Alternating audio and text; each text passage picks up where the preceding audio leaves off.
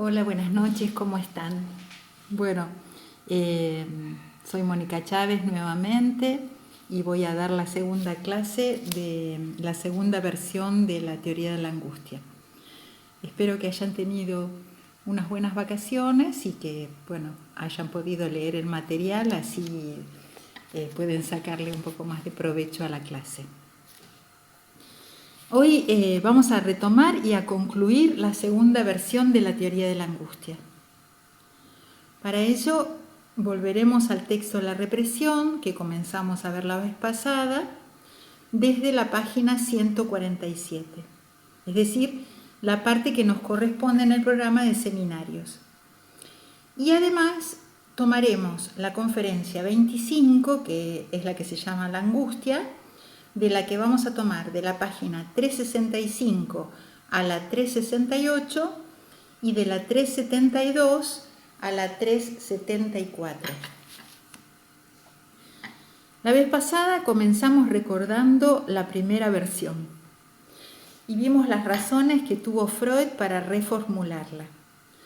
Decíamos en esa primer clase que cada vez que considera que lo que ha teorizado hasta ese momento le resulta insuficiente, justamente para abordar y entender la clínica, Freud produce modificaciones en sus conceptos, es decir, que frente a un obstáculo en la clínica, Freud no retrocede, sino que reformula y amplía la teoría psicoanalítica.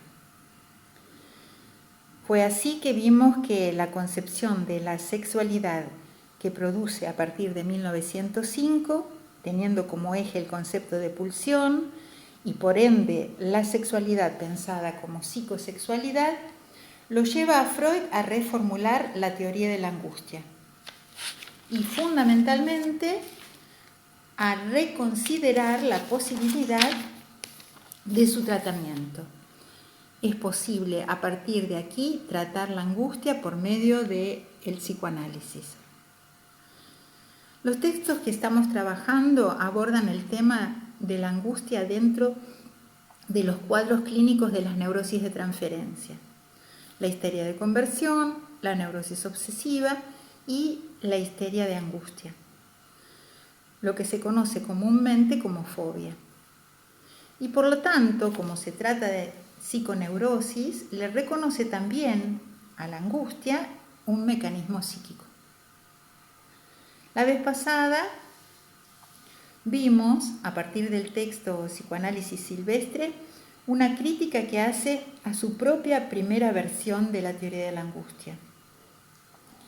Y esta crítica es a través de un supuesto médico que la aplicaba a esta primera versión, y allí recordamos todo lo que se planteaba en los textos de 1894 y 1895. Freud consideraba todavía en esa primera versión que podía pensarse en una sexualidad netamente somática y que hacía coincidir a esa sexualidad con la genitalidad. A partir de la concepción ampliada de la sexualidad, sabemos que la sexualidad es psicosexualidad y no es sinónimo de genitalidad, sino que está representada por las pulsiones parciales. La psicosexualidad se efectúa por medio de las pulsiones parciales. Retomemos ahora lo que vimos del texto de la represión a partir de esa página 147. Acá se plantea que la angustia pasa a ser un efecto de la represión. Es decir, después de que se da un proceso represivo, la libido que queda desamarrada de las representaciones se transforma en angustia. También ustedes van a ver que en algunos textos se habla de esta segunda versión como libido no aplicada que se transforma en angustia. Recuerdan que en toda la primera parte del texto habla de las fases de la represión, ¿no? En el texto, la represión que ustedes vieron en prácticos y en teóricos. En la represión secundaria o propiamente dicha, el destino de la representación es ser separada de la conciencia y pasar a ser inconsciente, por lo tanto reprimida. Entonces, allí se pregunta, si la represión recae sobre las representaciones, ¿cuál es el destino del monto de afecto?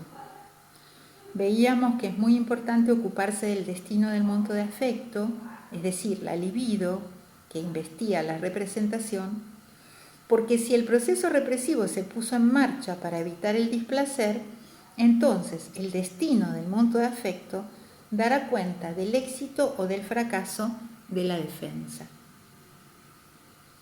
A este monto de afecto, energía pulsional o libido, lo llama factor cuantitativo y señaló en aquel texto que este factor cuantitativo tiene 3 destinos posibles.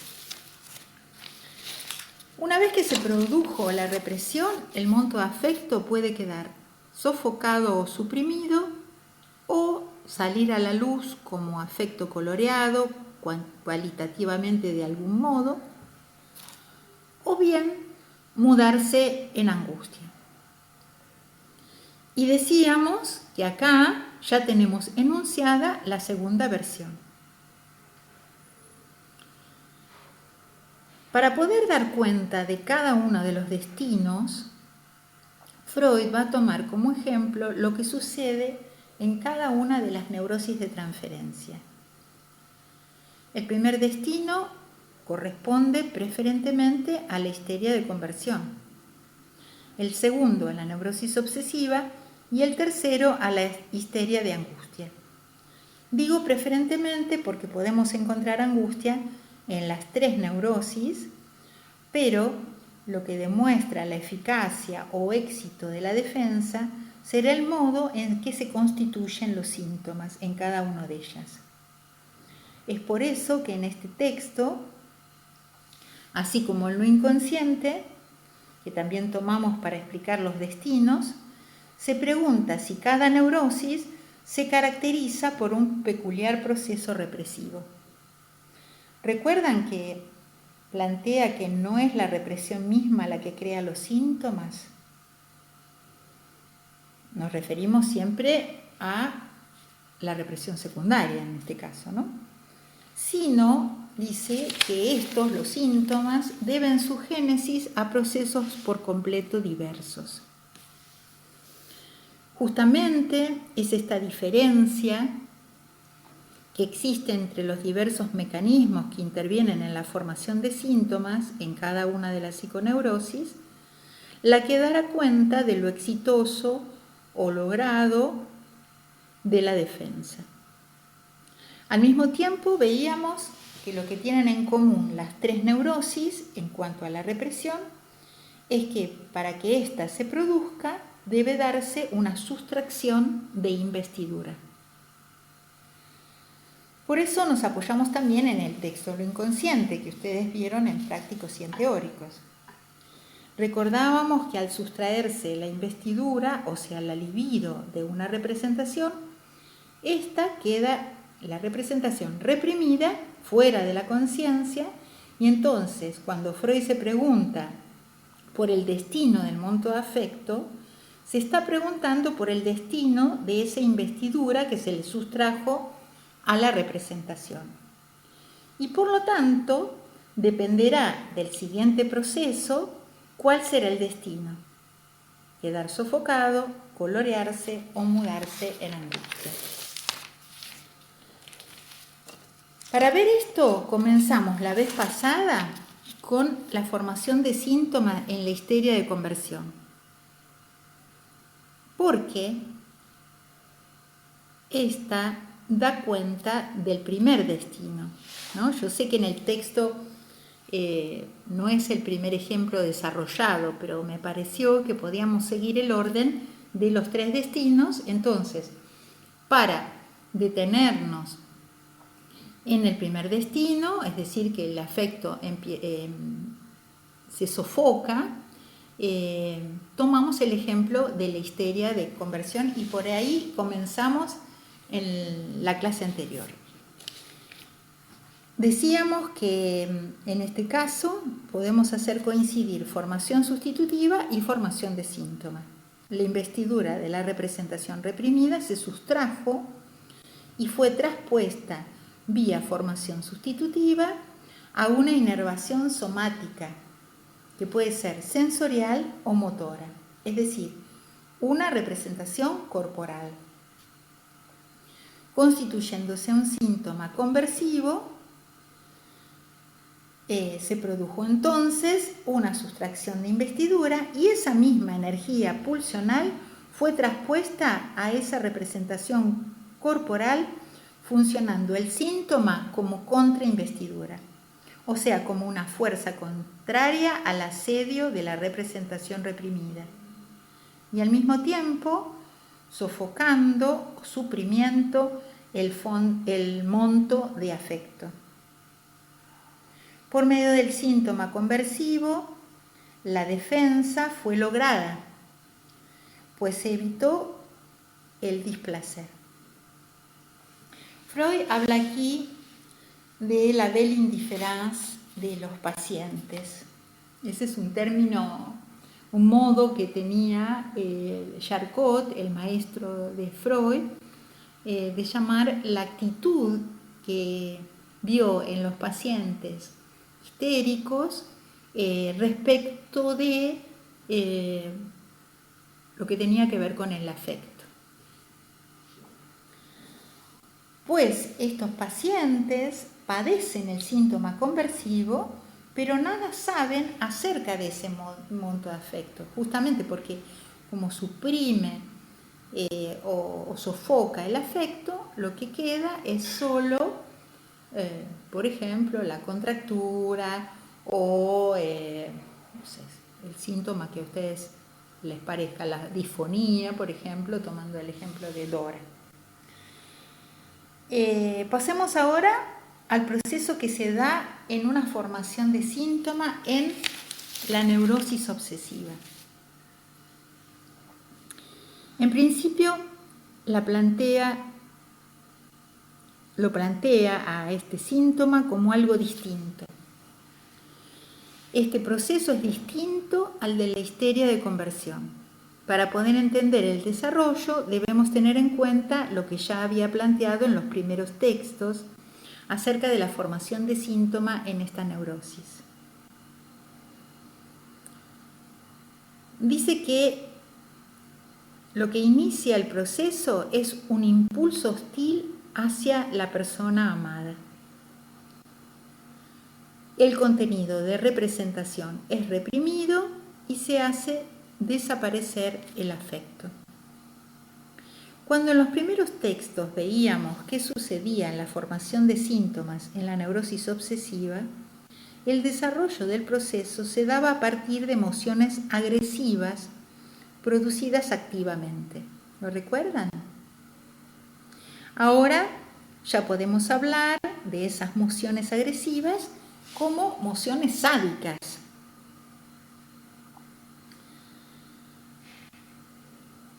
Son emociones sádicas hacia el objeto. Recuerden ustedes lo que vieron en prácticos y en teóricos acerca de la pulsión de agresión. Entonces, el proceso se inicia cuando se reprime el contenido de representación y se logra un éxito aparente, pues se ha sofocado la emoción sádica. Pero de resultas de ese primer proceso, tenemos lo que en aquel momento Freud llamaba síntoma defensivo primario, que no constituye el síntoma propiamente dicho, sino que se verifica como una alteración del yo, como escrúpulos de conciencia y reproches. Fíjense que acá estamos en presencia de un primer momento en el que todavía no hay formación de síntoma. no coinciden en este caso proceso represivo y formación de síntomas. Se ha producido una sustracción de investidura, la moción sádica, pero por medio de otro mecanismo defensivo que se llama formación reactiva, se da un fortalecimiento del opuesto. De esto se trata precisamente. Este otro mecanismo de defensa, la formación reactiva, es un mecanismo a través del cual se fortalece una moción opuesta. El sadismo o la agresión inicial, por formación reactiva, se convierte en lo opuesto. Escrúpulos de conciencia, cuidado extremo, se exacerba la moral. Pero esto no constituye todavía un síntoma, sino que se presenta como una alteración del yo que se ve afectado por estos escrúpulos y esta moral extrema.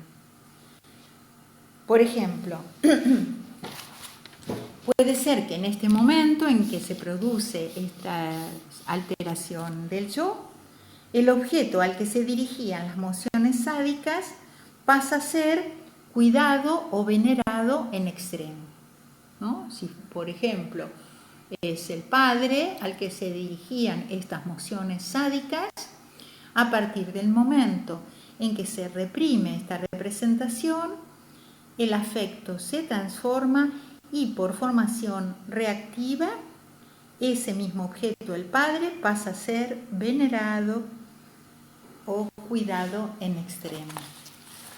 Y aparecen los escrúpulos de conciencia, no sabiéndose bien a qué objeto se refiere.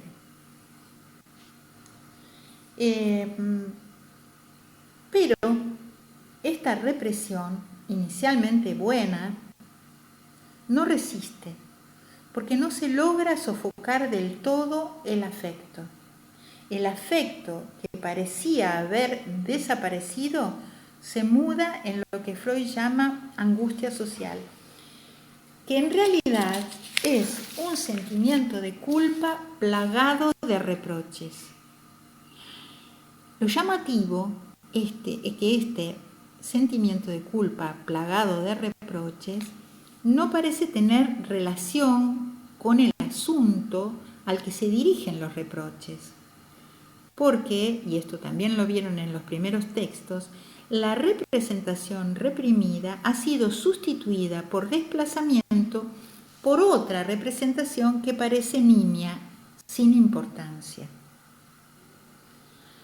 Ha fracasado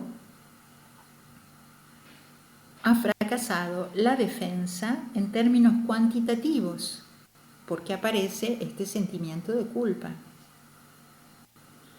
Es decir, se produjo la represión de la representación, pero sigue habiendo displacer.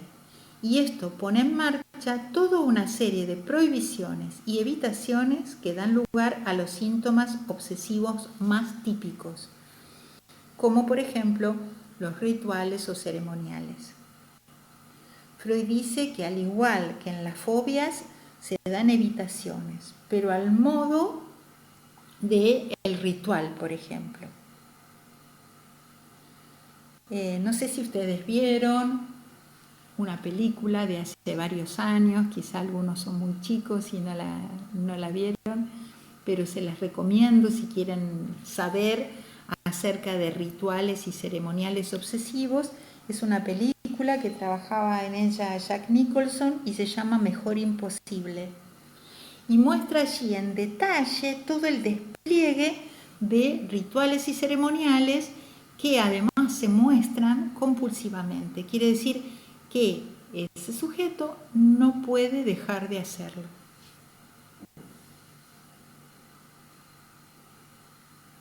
Justamente porque decíamos que la defensa sigue siendo fracasada, porque todos estos rituales y ceremoniales obsesivos van acompañados de la compulsión, es decir, no poder dejar de hacerlo. Por eso a la neurosis obsesiva se la llama neurosis obsesivo-compulsiva. La palabra Zwang en alemán, que la habrán visto que aparece en los textos cuando se habla de neurosis obsesiva, se refiere justamente a esto, a la compulsión. Estamos en presencia entonces de un cuadro que ejemplifica el segundo destino del monto de afecto. Sale a la luz como un afecto coloreado cualitativamente, es decir, como sentimiento de culpa, que produce la compulsión en el síntoma. Es por esta compulsión que Freud dice en el texto que el trabajo de la represión desemboca en una pugna estéril e interminable. Porque si bien el síntoma funciona como contrainvestidura, nunca es suficiente la ejecución del ceremonial para aliviar el displacer. Por eso decíamos que en este caso la defensa fracasa también. También como en dónde, también como en lo que vamos a ver ahora, que es la histeria de angustia.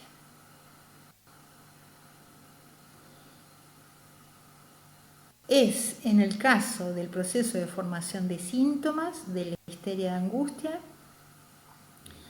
donde vemos otro ejemplo del fracaso de la defensa. Ejemplo que sirve para dar cuenta del tercer destino del monto afecto.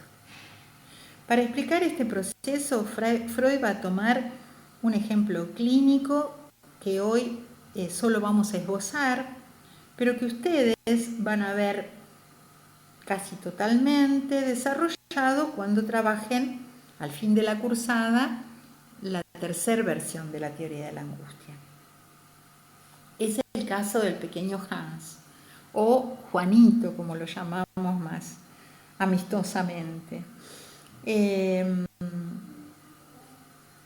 Algo vieron acerca del pequeño Hans cuando vieron teorías sexuales infantiles. Si bien Freud toma este ejemplo, este proceso que va a describir a partir del caso del pequeño Hans es aplicable al armado de los síntomas de cualquier histeria de angustia. El pequeño Hans es un niño de 5 años que le tiene fobia a los caballos. En un primer momento, lo que podemos llamar la primer fase de la histeria de angustia, se reprime una emoción libidinosa hacia el padre. Podríamos agregar que más bien es porque hacia el padre existen emociones ambivalentes de amor y de odio, cuestiones que quedarán más claras cuando se vea el complejo de Edipo que van a trabajar en la tercera parte de la cursada. Entonces, es porque hacia el padre se dirigen emociones ambivalentes que se reprime esta representación. Y de resultas de esta sustracción de investidura, la libido sustraída se muda en angustia. Se da entonces una formación sustitutiva. Se sustituye a la representación padre por la representación caballo, que pasa a ser el objeto de la fobia. Se produjo una sustitución por desplazamiento, porque la representación caballo entró en nexo lógico asociativo con la representación padre. Por lo tanto, el objeto de la fobia, el caballo, no es cualquiera. ¿Se acuerdan que cuando trabajábamos la idoneidad determinadora, hablábamos justamente de que hay una lógica en las asociaciones que permite llegar por desplazamiento de una representación a la otra que va a ser la sustituta? Por lo tanto, la elección del objeto de la fobia no es cualquiera. En un análisis, cuando se trabaja el despliegue de las asociaciones se llegan justamente a los nexos lógicos que permiten entender por qué se eligió ese objeto y no otro.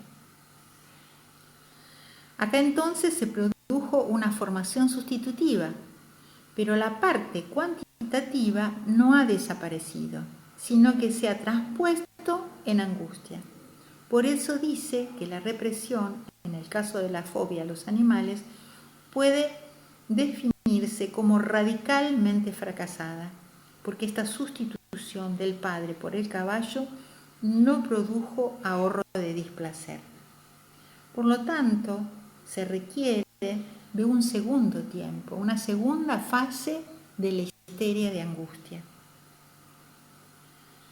Esta segunda fase es la que permite que se constituya la fobia. No es suficiente este primer momento de represión, de sustituir al padre por el caballo, sino que llamamos fobia recién al segundo paso o la segunda fase, en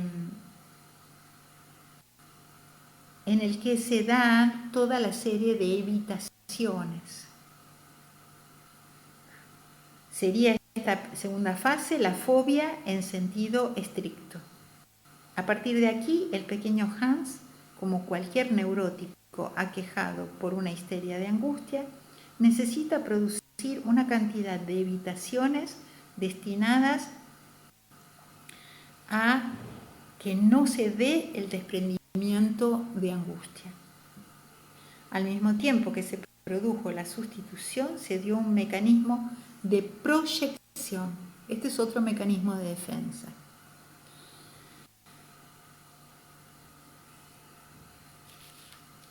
¿Recuerdan que cuando estuvieron trabajando pulsión, vieron que de las mociones pulsionales no se puede huir?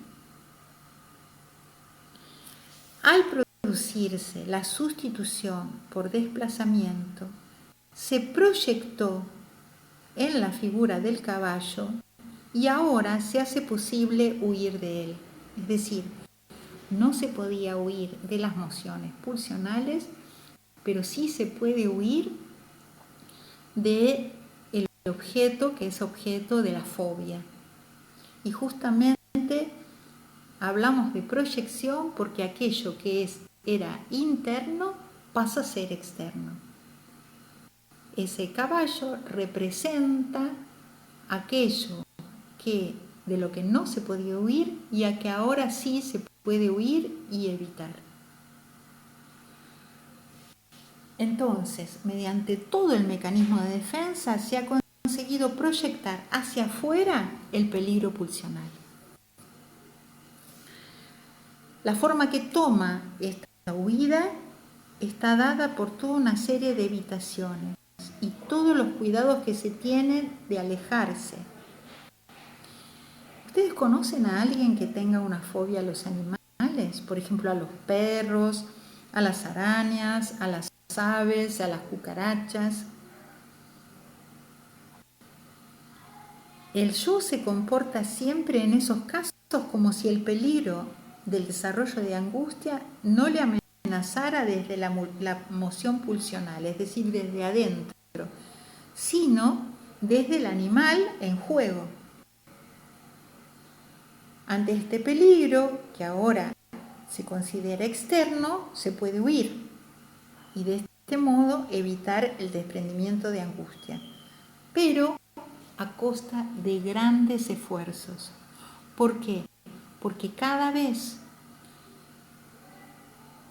se van dando más evitaciones que impiden que esta persona pueda moverse por ciertos lugares, ¿no?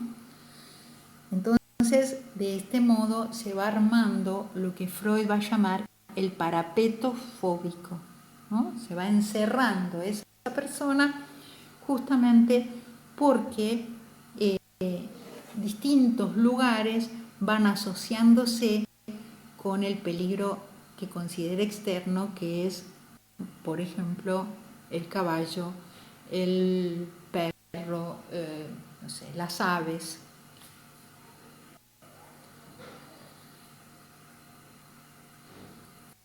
A esta segunda fase es a la que se la llama, como decíamos recién, fobia propiamente dicha.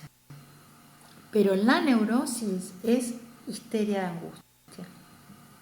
Fíjense que en la histeria de angustia tampoco el proceso represivo coincide con la formación de síntomas. Y acá también la defensa es fracasada porque no evita el displacer. El síntoma está claro que es la constitución de la fobia con todas sus evitaciones, ¿no? Teniendo en cuenta este último ejemplo en el que se pone de relieve la angustia como destino del monto de afecto, podemos pasar a las páginas que corresponden en el programa a la conferencia 25, que son de la 365 a la 368 y de la 372 a la 374. Con lo que vimos del texto de la represión, nos ocupamos de la angustia neurótica, ¿sí? Porque veíamos qué sucede en las neurosis de transferencia.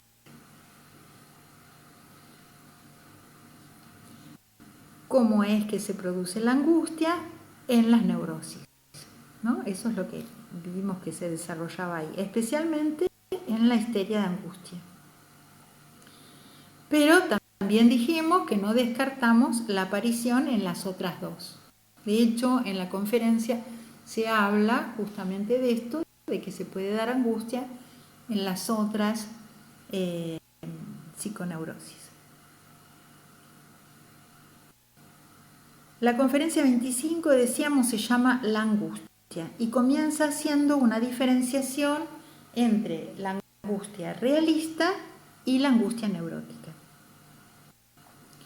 Freud, al inicio de esta conferencia, había definido a la angustia realista como una reacción anímica frente a un peligro exterior. Nos cuenta que frente a un peligro exterior experimentamos angustia y es a partir de este afecto que nos pone en alerta,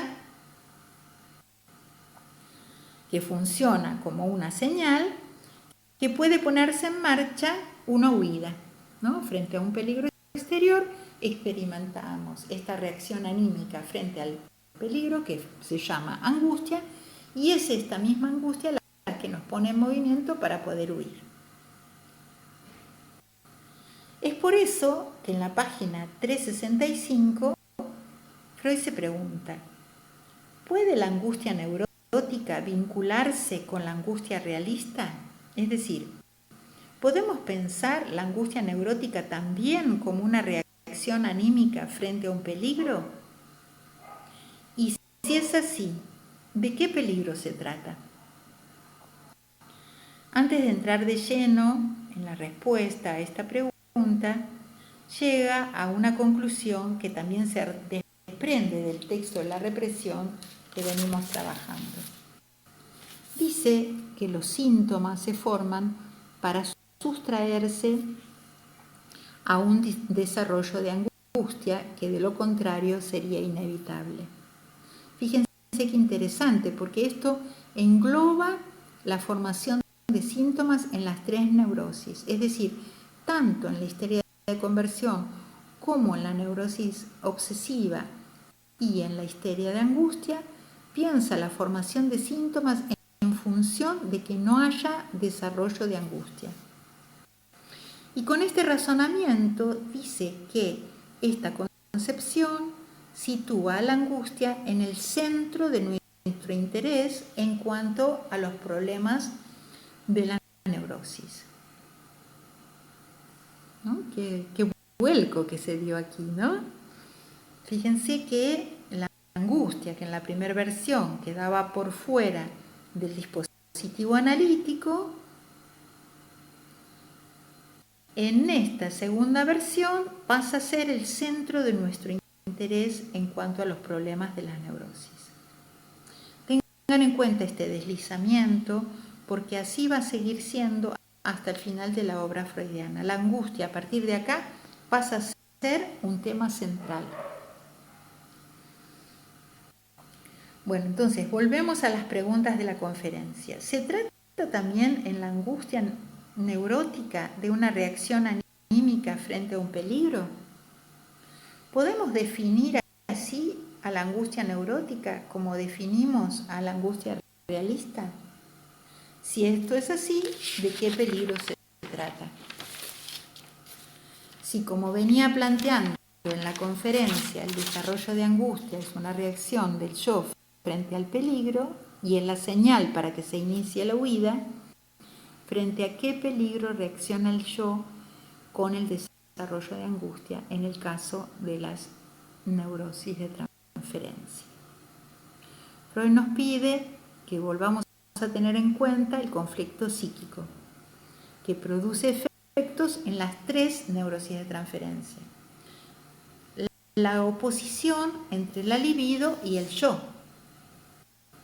Concluye entonces diciendo que, en el caso de la angustia neurótica, el yo emprende un idéntico intento de huida frente al reclamo de su libido y trata este peligro interno como si fuera externo. Ahí donde existe angustia, tiene que haber algo frente a lo cual uno se angustia, tanto en la angustia realista como en la angustia neurótica. Y sigue un poco más con las analogías. Así como el intento de huida se da frente al peligro exterior, luego de la reacción de angustia en las neurosis, el desarrollo de angustia neurótica cede paso a la formación de síntomas, que produce una ligazón de la angustia, aunque no siempre se logra. Digo, aunque no siempre se logra porque, como vimos recién, se dan situaciones diferentes en cada una de las neurosis. Y es justamente porque en alguna es más difícil que en otra que se necesitan en la neurosis obsesiva y en la histeria de angustia de varios pasos para la formación de síntomas. Y aún así sigue fracasando la defensa porque no se puede huir. En esta conferencia pone un especial énfasis en lo que sucede en la histeria de angustia y se amplía lo que ya estuvimos viendo.